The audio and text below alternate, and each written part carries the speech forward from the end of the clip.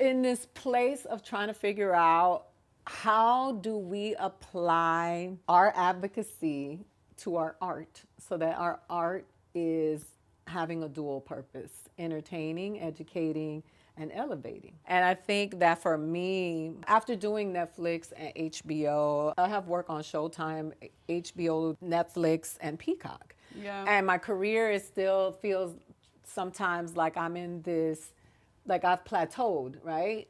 And I'll have people say to me, like, you got to do this, you got to do that.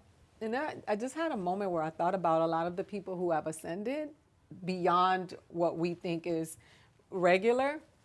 I don't want it like that. When I see some of the people that I respected and admired in the Epstein files or affiliating and condoning the violence against women and women of color and all of the facets, when I see people celebrating that who are successful and famous, who think it's cool to do bad shit to us, I'm like, maybe I don't belong there. I don't want it like that. I don't want it that way. I'm in this place now where I am pivoting to really lean into who I am as a person and bringing that to my art and being able to say, this is what Basquiat did versus all the other artists that were around at that time Yeah. that we don't know their names anymore. Right, right. Richard Pryor doesn't even know the effect that he will continue to have far beyond us Right, being right, here. right. And that's kind of like, that's what I want. And so just learning to appreciate that I am exactly where I'm supposed to be and being grateful for what I've been able to do because I never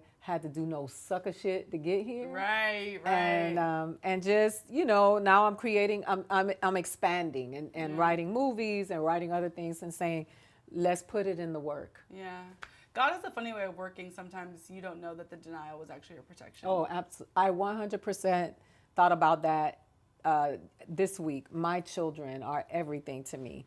And I have been in proximity to a lot of these horrible ass people. Right. And Lord knows I've been propositioned, you know, when I was younger and I had suitors and men trying to get me to go do these weird ass trips that they were taking with these princes to go give manicures and pedicures and spa treatments. And these people are now all in these Epstein files.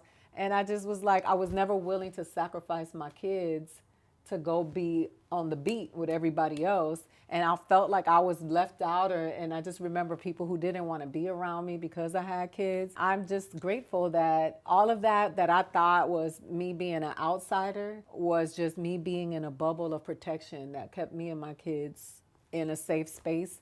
And I don't have any regrets about that. I'm